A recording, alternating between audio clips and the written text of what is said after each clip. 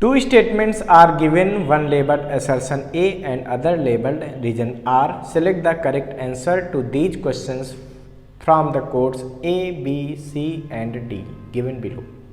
Assertion A. Interference pattern has all maxima that are equally bright and bands are large in number in comparison to diffraction pattern that has maxima of decreasing intensity and fewer in number. Okay. Reason दिया है बच्चों यहाँ पे, reason are, interference is the result of the superposition of waves from two different wave fronts, whereas the diffraction is the result of the superposition of the wavelets from different points of the same wave front. Okay, तो देखिए बच्चों इस question में हमको एक assertion और reason given है. Assertion में हमसे कह रहे बच्चों कि जो इंटरफेरेंस पैटर्न होता है उसमें सभी मैक्सिमा जो होते हैं वो इक्वल ब्राइटनेस के होते हैं और लार्ज नंबर में होते हैं. ठीक है, मतलब ज़्यादा फ्रिंजेज बनती हैं. जबकि डिफ्रैक्शन में जो मैक्सिमा है वो डिक्रीजिंग इंटेंसिटी के होते हैं, मतलब उनकी इंटेंसिटी मैक्सिमा की लगातार घटती जाती है, जबकि उनके नंबर भी लोअर मतलब कम होते हैं, फीवर होते हैं. और इसका रीजन हमको दिया है. तो देखते हैं बच्चों कि सबसे पहले आप देखिए यहाँ पे कि जो इंटरफेरेंस है वो क्या होता है बच्चों. दो सोर्स होते हैं कोहेरेंट, और इससे जब लाइट रे निकल के यहाँ पे दोनों की लाइटें यहाँ से आती है और यहाँ मिलती है तो क्या होता है, इंटरफेरेंस होता है. यहाँ पे ब्राइटनेस मैक्सिमम मिलती है, सेंट्रल फ्रिंज. उसके बाद क्या मिलता है बच्चों, डार्क फ्रिंज मिलती है, फिर ब्राइट मिलती है, फिर डार्क मिलती है, फिर ब्राइट मिलती है. और ये बिल्कुल सही बात है कि जो ब्राइट फ्रिंजेज होते हैं उन सबकी इंटेंसिटी क्या होती है, सेम होती है. ठीक है, लगभग सेम होती है, और सबकी विड्थ भी सेम होती है.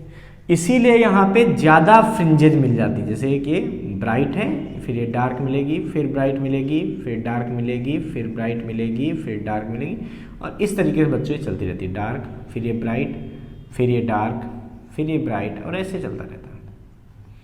ठीक है, जबकि अगर हम डिफ्रैक्शन पैटर्न की बात करें तो इसमें क्या होता है बच्चों, एक ही स्लिट से निकलता है लाइट. मतलब ये है कि एक ही वेव फ्रंट से सारी लाइट वेव निकलती हैं और यहाँ पर जाके डिफ्रैक्शन करती हैं.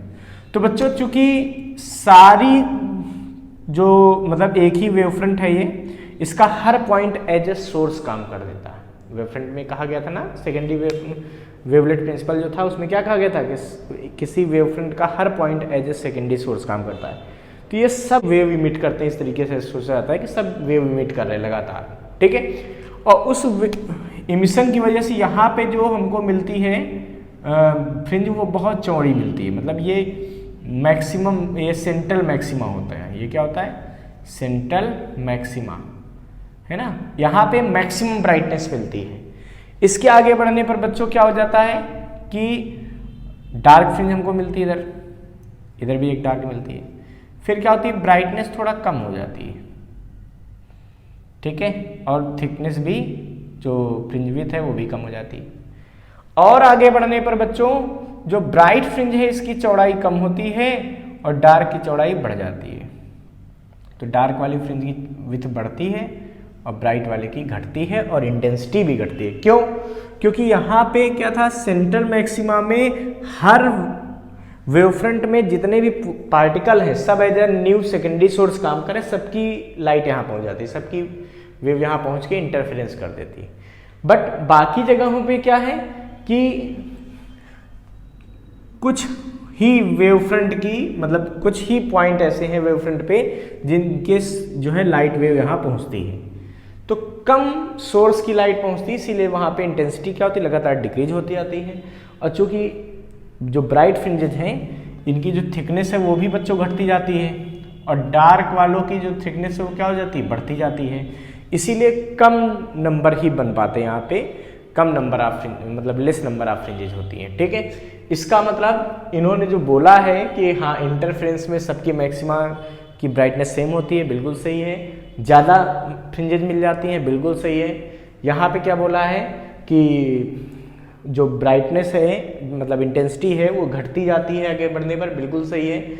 और जो इन्होंने कहा है कि कम नंबर ऑफ फ्रिंजेज मिलती है, फीवर नंबर ऑफ फ्रिंजेज मिलती है, ये बात भी सही है. मतलब असर्शन भी सही है और क्यों है, ये रीजन भी हमारा सही है। क्यों? क्योंकि इसमें अलग अलग वेव फ्रंट से आने वाली लाइट वेव इंटरफ्रेंस करती हैं, जबकि इसमें एक ही वेव फ्रंट की अलग अलग पोजीशन से आने वाली जो वेवलेट्स होती हैं वो इंटरफेरेंस करके पैटर्न देती हैं, डिफ्रैक्शन करके पैटर्न हमको देती हैं। ठीक है, तो ये बात बिल्कुल सही है, मतलब असर्शन भी सही है, रीजन भी सही है, और रीजन जो है वो असर्शन को एक्सप्लेन भी कर रहा है।